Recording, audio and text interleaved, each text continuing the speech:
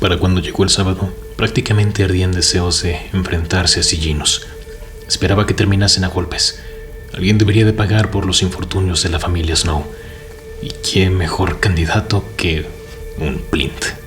El Sonrisitas, el Pulga y el Fideo tenían más ganas que nunca de ir al quemador, aunque empezaban a cansarse de tener que pasar los domingos recuperándose. Mientras se arreglaban para salir, los compañeros de barracón acordaron cambiar el licor blanco por sidra natural, mucho menos fuerte, y de igual manera provocaba exactamente el mismo efecto. Coriolanus no compartía su dilema, pues ya había decidido no consumir ni una gota de alcohol. Quería tener la cabeza despejada cuando Sillinus y él por fin se viesen las caras. Al salir de los barracones, recibieron un encargo inesperado del Fogones y se pasaron la media hora siguiente descargando un aerodeslizador lleno de cajas. Ya me lo agradecerán el fin de semana que viene. Es la fiesta de cumpleaños del comandante, dijo el cocinero, que les dio a escondidas una botellita de lo que resultó ser un whisky barato. Toda una mejoría, comparado con el mejunje local. Cuando llegaron al quemador, apenas si tuvieron tiempo de agarrar unas cajas y asegurarse un hueco contra la pared del fondo, antes de que Mood Ivory apareciera bailando en el escenario para presentar a la bandada. No eran los mejores asientos del mundo, pero entre el whisky del Fogones y el hecho de que podían disfrutar de los dulces de Ma en vez de tener que mercadear con ellos, nadie sintió la necesidad de quejarse, aunque Coriolanus lamentó para sus adentros no haber podido verse con Lucy Gray en el cobertizo. Colocó una caja prácticamente encima de la de Sillinus para que no se le pasara por alto si intentaba buscarse una salida de nuevo. Y en efecto, cuando ya llevaban media hora de espectáculo, notó que Sillinus se levantaba y lo vio dirigirse a la puerta principal. Coriolanus contó hasta 10 antes de seguirlo, procurando llamar la atención lo menos posible. Pero se encontraban cerca de la salida y nadie pareció darse cuenta. Lucy Gray entonó una melodía lastimera, respaldada por el melancólico acompañamiento de la banda.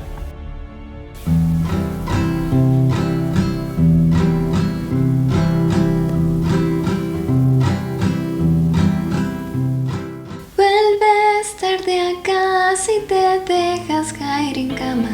Hueles a cosas que se compran con dinero, pero estamos en ruinas, lo que tú me aseguras. Así que ¿de dónde salió lo que has comprado? No es por ti que sale y se pone el sol. Eso es lo que crees, pero te equivocas. Me cuentas mentiras, así no puedo más. Voy a venderte por una canción. Te levantas a las 1000 y no pronuncias palabra. Has estado con ella, es lo que todos me cuentan. No soy tu dueña, me has dejado así de clara. Pero ¿cómo quieres que pase esta noche fría? No es por ti que crece y mengua la luna. Eso es lo que crees, pero te equivocas. Me causas pesar, tristeza y dolor. Voy a venderte por una canción. Tan pronto estás aquí como te vuelves a ir. No va de ti, de mí, no estamos solos.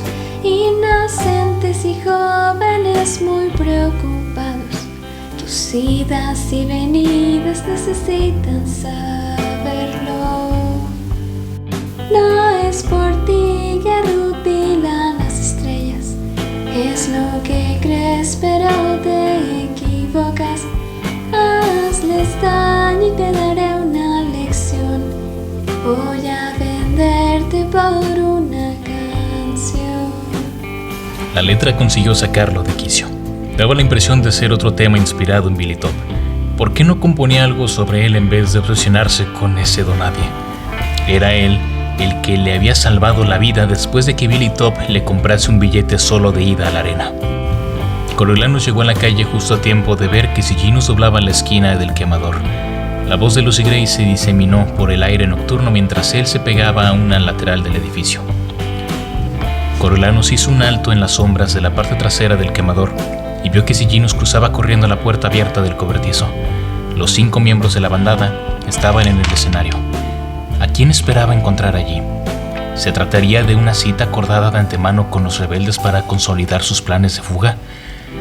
No le apetecía meterse en un nido infestado de ellos, por lo que ya había resuelto esperar a ver qué pasaba cuando la mujer del quemador, a la que Siginnus supuestamente quería comprarle una navaja plegable, salió por la puerta guardándose un fajo de billetes en el bolsillo. Se adentró en el callejón y se alejó del local. De modo que se trataba de eso. Siginnus había ido para darle dinero a cambio de armas, seguramente las mismas con las que planeaban cazar en el norte. Esta parecía una ocasión tan buena como cualquiera otra para enfrentarse a él. Con el contrabando aún caliente entre sus manos, se acercó al cobertizo con sigilo para no asustar a Siginnus, por si estaba manipulando alguna pistola en esos momentos. La música enmascaraba sus pasos. Durante la ronda de aplausos que siguió a la canción, Coriolanus se asomó a la puerta abierta del cobertizo. La única luz provenía de una lamparita con la que llevaban algunos de los mineros presentes en el ahorcamiento de Arlo, apoyada encima de una caja al fondo del cobertizo. Su resplandor le permitió distinguir a Siginnus y a Billy Top, agachados sobre un saco de arpillera del que sobresalían varias armas. Dio un paso y se quedó paralizado, consciente de repente del cañón de una escopeta situada a escasos centímetros de sus costillas. Contuvo el aliento y estaba empezando a levantar las manos despacio, cuando oyó el rápido repiqueteo de unos zapatos a su espalda y la risa de Lucy Gray, cuyas manos aterrizaron sobre sus hombros con un «¡Te atrapé! He visto cómo te escabullías. Barbasur dice que si...». La muchacha se tensó al reparar en el arma. «¡Adentro!», les ordenó el hombre que la empuñaba. Coriolanus se encaminó hacia la lámpara con Lucy Gray agarrada con fuerza de su brazo. Oyó que el bloque de hormigón arañaba el suelo de cemento y la puerta se cerraba tras de ellos. Siginnus se levantó de un salto. No pasa nada, Spruce. Él está conmigo, los dos vienen conmigo». Spruce se acercó a la luz de la lámpara y Coriolanus lo reconoció. Era el hombre que había sujetado a Lil el día del ahorcamiento, el hermano que le había mencionado Siginnus, sin duda. El rebelde los miró de arriba abajo. «Habíamos acordado que esto iba a quedar entre nosotros». «Es como mi hermano», replicó Siginnus. «Me estaba cubriendo las espaldas cuando nos fuéramos, para ganar tiempo». Coriolanus no había prometido hacer nada por el estilo, pero igual asintió con la cabeza. Spruce apuntó el cañón hacia Lucy Gray. «¿Y esta?». «Ya te he hablado de ella», dijo Billy Top. «Se viene con nosotros, al norte, es mi chica». Coriolanus notó que Lucy Gray le apretaba el brazo un momento y después lo soltaba. «Si me llevan», dijo la muchacha. «¿Ustedes dos no estaban juntos?», preguntó Spruce. Sus ojos grises saltaron de Coriolanus a Lucy Gray. Coriolanus se preguntaba lo mismo. ¿De verdad pensaba escaparse con Billy Top? ¿Habría estado utilizándolo como sospechaba? «Sale con mi prima Barbasur. Fue ella la que me pidió que lo buscara para decirle dónde se iban a ver esta noche», replicó Lucy Gray. Así que solo había mentido para aliviar la tensión del momento. ¿Nada más? ¿Sin tenerlas aún todas consigo? Coriolanus decidió seguirle la corriente. «Sí, así es». Spruce lo pensó unos instantes. Se encogió de hombros y dejó de encañonar a Lucy Gray y bajó el arma. A Lil le vendría bien la compañía, supongo. La mirada de Coriolanus se pasó por el alijo de armas. Otras 2 escopetas, un fusil reglamentario con los que equipaban a los agentes de la paz en las prácticas de tiro al blanco, un instrumento pesado que tenía pinta de lanzagranadas y varios cuchillos. «Vaya, tienen un buen alijo». «Para 5 personas no es tanto», replicó Spruce. «Lo que me preocupa es la munición. Sería muy útil que pudieran conseguirnos más en la base». Siginnus se sintió con la cabeza. «A lo mejor, en realidad, no tenemos acceso a la armería, pero puedo echar un vistazo». «Claro que sí. Hazlo». Todas las cabezas se giraron de golpe hacia el sonido. Una voz femenina, procedente de la otra punta del cobertizo. Coriolanus había olvidado de la segunda puerta, dado que nadie parecía usarla nunca. En la oscuridad absoluta, que se extendía fuera del círculo de la luz de la lámpara, resultaba imposible distinguir si estaba abierta o cerrada, así como ver a la intrusa. ¿Cuánto tiempo llevaba allí escondida entre las sombras? «¿Quién es?», preguntó Spruce. «Armas y munición», replicó burlona la voz. Eso no lo van a encontrar arriba, allá en el norte. El veneno que destilaban esas palabras ayudó a Coriolanus a identificar a su dueña. La había visto la noche de la pelea en el quemador. Es Mayfair Lip, la hija del alcalde, siguiendo el rastro de Billy Top como una perra en celo. Masculló Lucy Gray entre dientes. Guarda siempre esa última bala en el lugar seguro, para que puedas volarte la tapa de los sesos antes de que te encuentren, dijo Mayfair. Vete a casa, le ordenó Billy Top. Te lo voy a explicar más tarde, no es lo que parece. No. Vamos, Mayfair, únete a la fiesta, la invitó Spruce. No tenemos nada en contra de ti. No se puede elegir a un padre. No vamos a hacerte daño, dijo Sejanus. Mayfair soltó una risita desagradable. Por supuesto que no. ¿Qué ocurre?, le preguntó Spruce a Billy Top. Nada, le gusta hablar, eso es todo. No va a hacer nada. Esa soy yo. Todo plática, nada de acción. Ah, sí, Lucy Gray, por cierto. ¿Qué te pareció el Capitolio? La puerta emitió un suave crujido y Coriolanus presintió que Mayfair retrocedía, a punto de huir en cualquier momento. Con ella, se desvanecería su futuro totalmente. No, más que eso, su vida misma. Si denunciaba lo que había oído, todos podían darse ya por muertos. En un abrir y cerrar de ojos, Spruce levantó la escopeta dispuesto a disparar contra ella. Pero Billy Top bajó el cañón hacia el suelo de un golpe. En un acto de reflejo, Coriolanus tomó el fusil de los agentes de la paz y apretó el gatillo mientras apuntaba en dirección a la voz de Mayfair. Esta dejó escapar un grito y la oyeron desplomarse en el suelo. ¡Mayfair! Billy Top cruzó el cobertizo corriendo y llegó al umbral donde yacía la chica. Regresó a la luz tambaleándose, con la mano reluciente de sangre escupiéndole a Coriolanus como una fiera rabiosa. ¿Qué hiciste? ¿Qué hiciste? Lucy Gray empezó a temblar, igual que había hecho en el zoológico cuando degollaron a Arachne.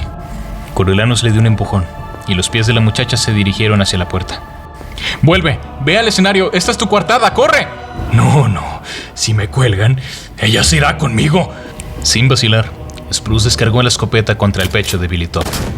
La fuerza del impacto lo empujó de espaldas. Cayó en el piso con el torso hecho pedazos. En el silencio subsiguiente, Coriolanus oyó la música procedente del quemador. Por primera vez desde que Lucy Gray terminara su número. Mudaybury tenía todo el almacén cautivado, cantando a coro con ella. Te conviene hacer eso, le dijo Spruce a Lucy Gray, antes de que noten que no estás y a alguien se le ocurra buscarte. Lucy Gray no lograba apartar la mirada del cadáver de Billy Top. Coriolanus la agarró por los hombros y la obligó a mirarlo a él. Márchate. Yo me encargo de esto, veré cómo lo hago, le dijo mientras la empujaba hacia la puerta.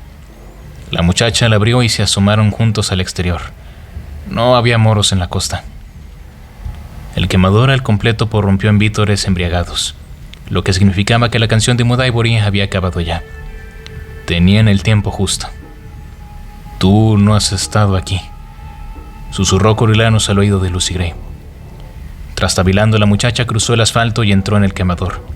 Él empujó la puerta con el pie y la cerró. Sejanus parecía estar en shock. Comprobó si Billy Top tenía pulso. Spruce volvió a guardar las armas en el saco de la arpillera. ¿Qué haces? No te molestes, ya están muertos. Yo no pienso decir nada. ¿Y ustedes? Lo mismo, por supuesto, dijo Coriolanus. Sejanus los miró fijamente, todavía muy conmocionado. Él tampoco. Yo me voy a encargar de eso. Deberías replantearte lo de venir con nosotros. Alguien va a tener que pagar por esto. Spruce tomó la lámpara y salió por la puerta de atrás, con lo que dejó el cobertizo sumido en oscuridad. Coriolanus caminó a tientas hasta encontrar a Sejanus. Tiró de él, y se dirigieron detrás de Spruce.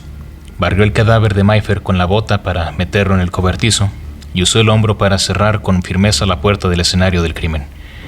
Listo.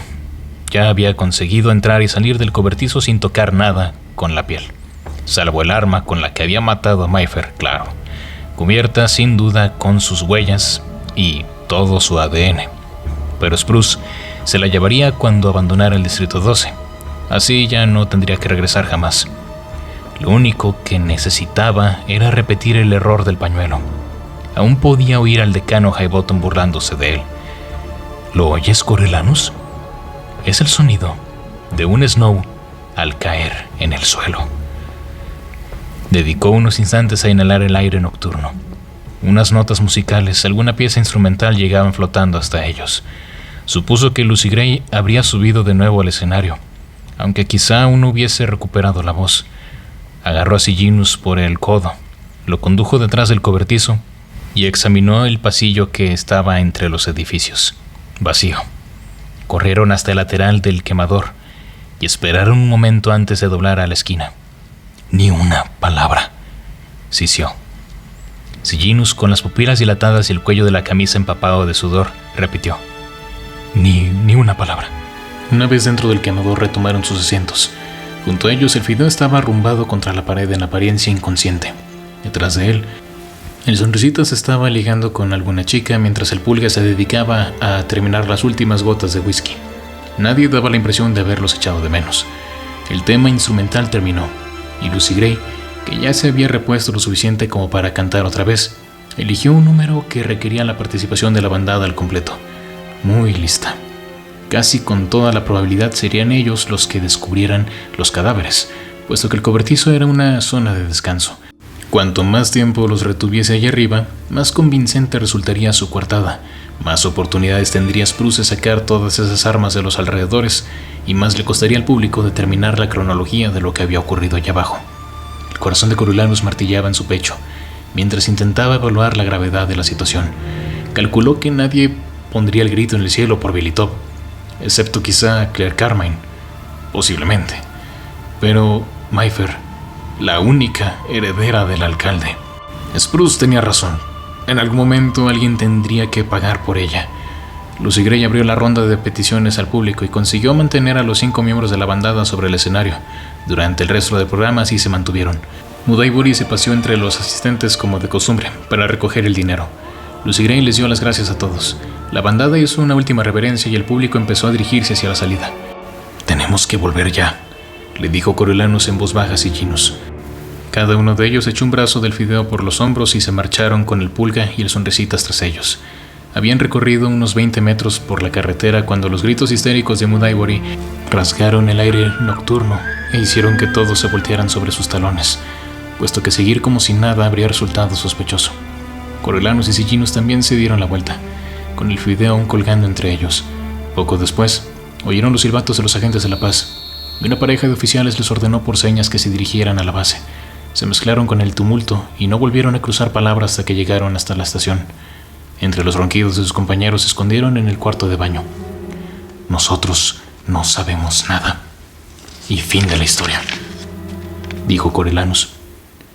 «Salimos del quemador un momento para orinar y el resto de la noche estuvimos viendo el espectáculo». «Sí, está bien», dijo Sejanus. «¿Y los otros?» «Spruce ya debe de estar lejos y Lucy Gray no le va a contar nada a nadie, ni siquiera a la bandada, estoy seguro. No querrá ponerlos en peligro. Mañana nos vamos a levantar con resaca y nos pasearemos el día entero en la base». «Sí, el día en la base, sí». Sejanus estaba tan conmocionado que solo acertaba a balbucear algunas cosas. Coriolanus le enmarcó el rostro con las manos. «Sejanus, esto es cuestión de vida o de muerte. Tienes que conservar la calma. ¿Entendiste?» Aunque Sejanus le dio la razón, Coriolanus sabía que no iba a pegar el ojo después de aquello. Lo oyó revolviéndose en la cama durante toda la noche. Tampoco él dejaba de darle vueltas a lo del tiroteo. Había matado por segunda vez. Si la muerte de Bobbin había sido en defensa propia, exactamente qué era la de Mayfair. No un asesinato premeditado, ni de ningún otro tipo. Solo otra forma de defensa propia. Quizá la ley no lo viera de esa manera, pero él sí. Puede que Mayfair no hubiera empuñado ningún cuchillo, pero aún así tenía el poder de hacer que lo ahorcaran, por no hablar de lo que podría haberles hecho Lucy Gray a los demás. Quizá por no haberla visto morir delante de él, por no haberse fijado ni siquiera con atención en el cadáver, se sentía un poco menos aliviado, o al menos no se sentía lo suficientemente afectado. Y a comparación de después de haber matado a Bobbin, ahora estaba de maravilla. Tal vez matar por segunda vez fuera más fácil que hacerlo a la primera. ¿Quién sabe? En cualquier caso, sabía que habría vuelto a disparar contra ella si hubiese tenido que hacerlo, y de alguna manera eso lo reafirmaba en sus actos. A la mañana siguiente, incluso sus resacosos compañeros de barracón consiguieron arrastrarse hasta la cantina para desayunar. El Sonrisita se enteró de los rumores por una amiga enfermera, que había estado de guardia en el día de la clínica la noche anterior, cuando trasladaron allí los cadáveres. Los dos son locales, pero una es la hija del alcalde. El otro es músico o algo por el estilo, aunque nunca lo hemos visto actuar. Les dispararon en el garage ese que hay detrás del quemador, justo durante el espectáculo, ¿pueden creerlo? Solo que ninguno oímos nada por culpa de la música. ¿Han encontrado al culpable?, preguntó el Fideo. No, todavía no, contestó el Sonrisitas. Se supone que está esta gente. Ni siquiera debería tener armas de fuego, pero lo que yo les decía, ahí fuera se hace mucho con ellas. En cualquier caso, los mató uno de los suyos, eso es seguro. ¿Y cómo saben eso?, preguntó Sillinus. Cierra el pico, pensó Coriolanus. Conociendo a Sillinus, debía de estar a un paso de confesar un crimen que ni siquiera había cometido. Bueno, según la enfermera, creen que la chica fue disparada con un fusil de los agentes de la paz, probablemente robado durante la guerra. Y el músico murió a causa de un disparo de escopeta, como de los que usan los locales para cazar. Debieron de ser dos agresores distintos, les informó el Sonrisitas. Han rastreado los alrededores, pero no han encontrado las armas. En mi opinión, habrán desaparecido hace ya un tiempo, junto con los asesinos. Los nervios de Coriolanus se apaciguaron. Pinchó un trozo de tortita. ¿Quién encontró los cadáveres? La niña esa que canta, la del vestido rosa, ya sabes, replicó el Sonrisitas. Mood Ivory, dijo Sillinus. Sí, supongo que sí. Pero fuese como fuese, le dio un ataque.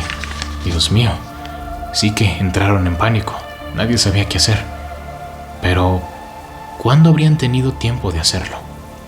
Apenas si bajan del escenario y de todas formas no llevan armas encima, continuó el Sonrisitas. Se han quedado hechos polvo. Eso sí, supongo que conocerían de algo así, de ese músico. No lo sé. Digo, quizá entre ellos se conocen. Coriolanus apuñaló un trozo de salchicha con el tenedor. Se sentía mucho mejor. La investigación había empezado con buen pie, y ninguno apuntaba a ellos.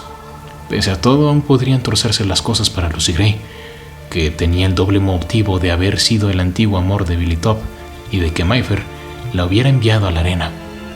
Así que, si alguien encontraba esa relación, quizá no tardarían en encontrarla.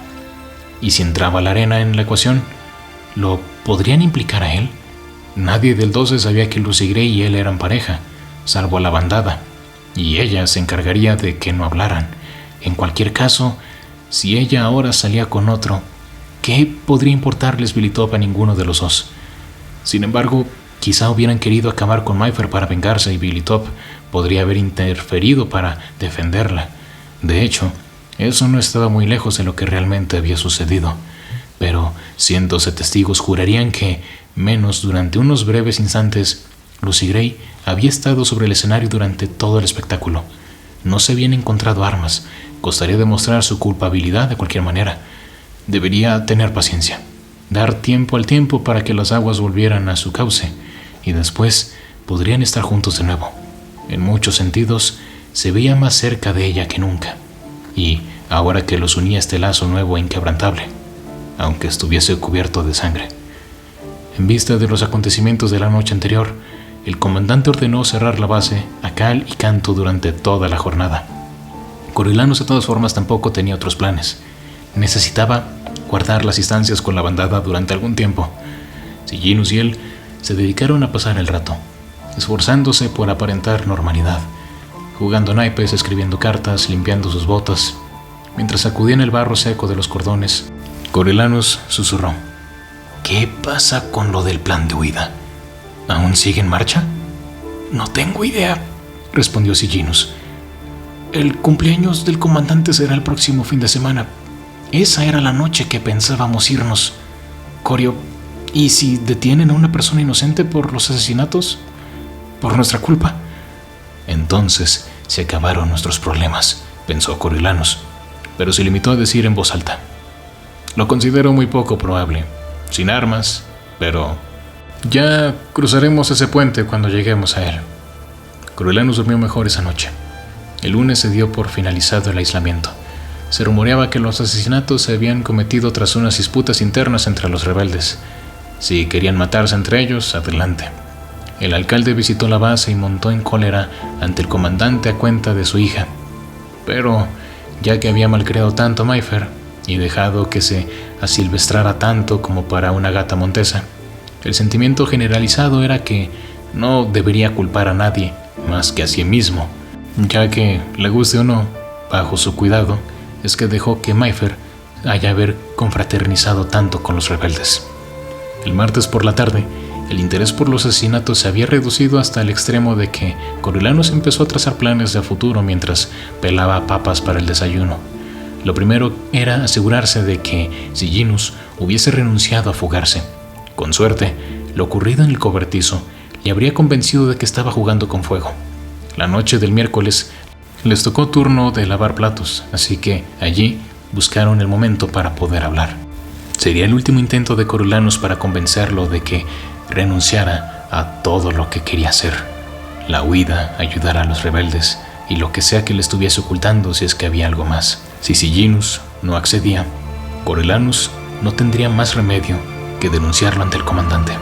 Se sentía tan decidido que peló las papas con un brío nunca visto y acabó antes de tiempo, por lo que el Fogones le dio el día libre de última media hora de turno. Echó un vistazo al correo y encontró una caja de pluribus cargada de paquetes de cuerdas para todo un surtido de instrumentos musicales, con una nota en la que decía que no se las iba a cobrar. Las guardó en su taquilla, sonriendo al imaginarse la alegría de la bandada cuando pudieran darse cuenta de que ya no había peligro y que quizá dentro de un par de semanas, si los ánimos seguían, todo podría volver a la normalidad, a su nueva normalidad. Mientras se dirigía a la cantina, Coriolanus empezó a sentirse como si no hubiera pasado nada. Los martes había estofado. Puesto que ninguno disponía de unos cuantos minutos, los aprovechó para tomar otro bote de polvos para su sarpullido, que por fin estaba empezando a remitirse. Sin embargo, al salir de la clínica, apareció a toda velocidad una de las ambulancias de la base. Las puertas traseras se abrieron de un golpe, y 2 técnicos sanitarios sacaron a un hombre tumbado en una camilla. Su camisa, empapada de sangre, indicaba que podría estar muerto. Pero mientras lo llevaban al interior, giró la cabeza.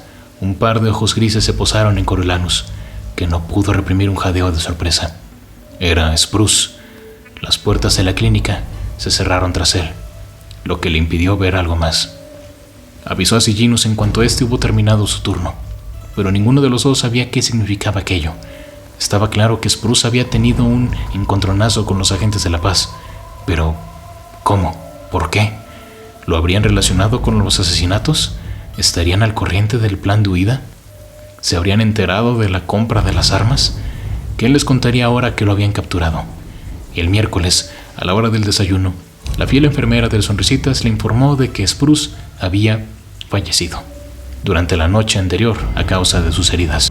No estaba segura, pero el consenso generalizado era que había tenido algo que ver con los asesinatos. Coriolanus se pasó la mañana en piloto automático, presintiendo que las cosas aún podrían empeorar, y a la hora del almuerzo lo hicieron. Una pareja de agentes de policía militar se acercaron a su mesa en la cantina y arrestaron a Sejanus, que los acompañó sin rechistar. Coriolanus se limitó a poner cara de sorpresa como sus compañeros de barracón. Evidentemente, debía de ser un error, repitió con ellos. Con el Sonrisitas a la cabeza, se encararon con el sargento durante las prácticas de tiro. Nos gustaría decir, si no es mucha molestia, que es imposible que Sejanus haya cometido esos asesinatos. Estuvo toda la noche con nosotros. No nos separamos en ningún momento, se atrevió a afirmar el fideo. Como si él pudiera saberlo, inconsciente, como se había quedado contra la pared, pero aún así todos lo respaldaron. Aprecio su lealtad, dijo el sargento, pero creo que no tiene nada que ver con ese asunto. Coriolanus sintió un escalofrío. Algo distinto. ¿Como el plan de huida? Quizá. No parecía que Spruce fuese alguien que se le zafa la lengua sencillamente, así que no pudo haber contado nada, y menos en ese estado. No, y estaba convencido, no tendría por qué hacerlo. Y Coriolanus estaba seguro de que su charlajo había llegado hasta la doctora Gaul, y ese era el resultado. Primero, la detención de Spruce, y ahora, la de Sejanus. Durante los 2 días siguientes fue como si los acontecimientos se precipitaran. Intentó tranquilizarse pensando que era lo mejor para Sejanus. El arresto se prolongaba, y las solicitudes de compañeros de barracón para ver a Sejanus se denegaban sistemáticamente. No dejaba de esperar que Stravoplint llegase en un aerodeslizador privado y frenara todas las cosas. Para negociar con una baja forzosa, ofrecerse a ampliar toda la flota aérea sin coste alguno para la base y regresar a casa con el díscolo de su hijo. Pero, ¿se habría enterado siquiera su padre de que estaba en apuros? Esto no era la academia, donde avisan a los progenitores si el niño se metía en líos. Allá afuera estaban por su propia cuenta. Con todo el disimulo posible, Coriolanus le preguntó a un soldado más veterano si alguna vez les permitían telefonear a casa. Sí, todo el mundo tenía derecho a una llamada cada 2 años, pero solo después de haber superado los primeros 6 meses. Cualquier otro contacto tendría que ser por escrito. Sin saber hasta cuándo podría prolongarse el encierro de Sejanus, Coriolanus redactó una carta breve para Ma. No entró en detalles, solo le informaba de que Sejanus tenía problemas y sugería que Strabo quizá debería empezar a realizar unas cuantas llamadas. Se apresuró al viernes para enviar la carta por la mañana, pero lo distrajo un llamamiento dirigido a toda la base, según el cual la guarnición al completo, a excepción hecha del personal imprescindible, para cubrir los servicios mínimos, debían de personarse en el auditorio. Una vez allí, el comandante les informó de que uno de los suyos había sido declarado culpable de traición y que sería ahorcado esa misma tarde. Y el nombre, el soldado Sejanus Splint.